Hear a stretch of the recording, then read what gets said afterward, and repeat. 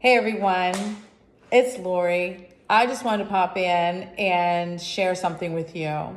I'm not sure if you heard yet, but today is a Blue Campaign Day, and it is set aside for World Human Trafficking Awareness Day. Can you believe that? Globally, today is a day for everyone to at least get some information about human trafficking and possibly even kind of set your soul on fire like mine and do whatever you can to help this $32 billion industry.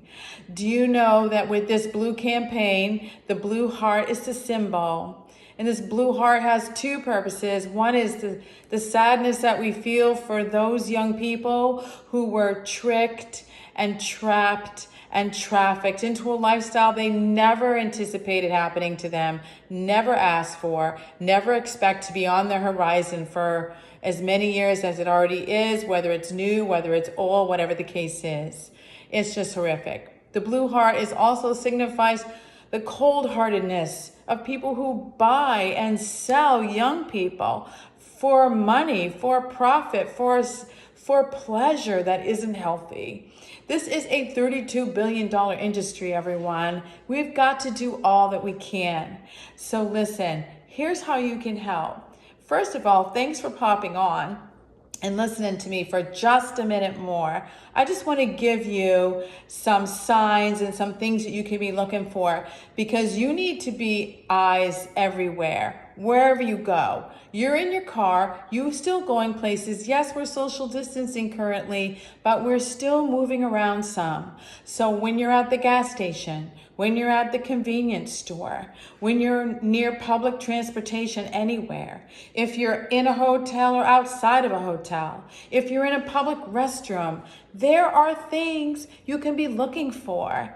Things that you just might notice as not right, even on your own. But let me give you some clues. First of all, one of the things is just older people with younger people, holding their hand, holding their arm, doing some sort of a controlling, maneuvering factor to keep them close at their side. It may seem like it's a grandparent and a grandchild, but you can tell by body language if there's some kind of a real relationship here or not a good relationship here. The other thing is eye contact. When you look at that young person, if they're not making eye contact with you, that's something to think about. When the adult that's in this is making intimidating eye contact at you, that's something you should really be looking at, because they're saying to you, stop looking at us. And that's going to give you reason right then and there to be looking at them. Plus, right now with social distancing, this is what you're looking at. It's so much easier for them now to be doing wrong things and to be braver and to be out in the open more than they would normally, thinking they are masked and able to do that, which actually is somewhat true. Also, another clue would be if the adult is dressed wonderfully, very fashionable, nice, clean, pressed, and well, and the young person is dressed poorly. Maybe doesn't even have shoes, maybe has horrible looking shoes, clothing, things like that. These are all things to look at. Now listen, here it is. If it doesn't look right, it probably isn't. If you see something, you should say something. And here's how you can do that. You are going to put the National Human Trafficking Hotline number into your cell phone. And when you list it in your phone as a description, put the letter A first. That's going to put it at the top of your address book, and then you're not going to have to scroll down trying to find it. You're nervous, you're not sure what you're doing, you're at the gas pump or wherever you are, and you just want to hurry up and put these numbers in. It's pretty easy to remember too, 888-373-7888. This can be completely anonymous. You're just calling in and saying, listen, I am at the Shell station on the corner of this and that, and this is what I see, and I'm just feeling like you should come check this out. Because listen, you could save a life.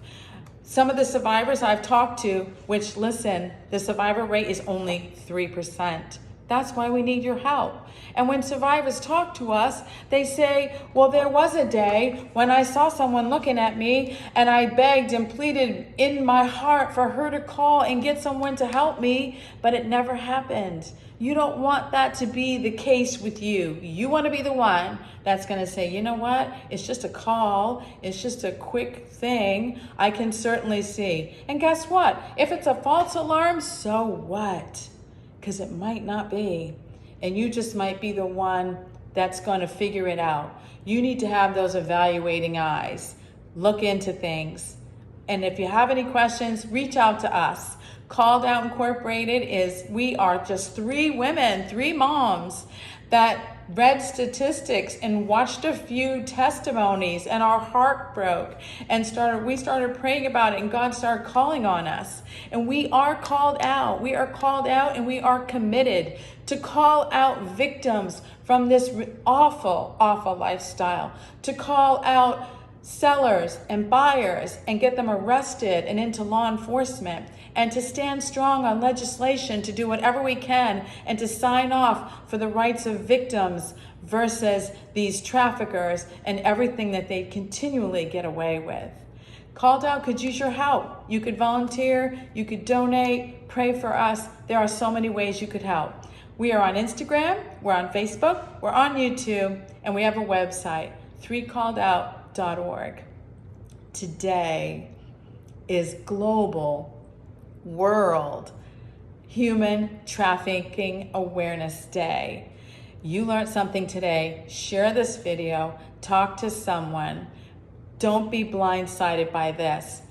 They're out in your backyard, on your side streets, and they're in broad daylight. You can make a difference. I appreciate you so much. Thanks for watching.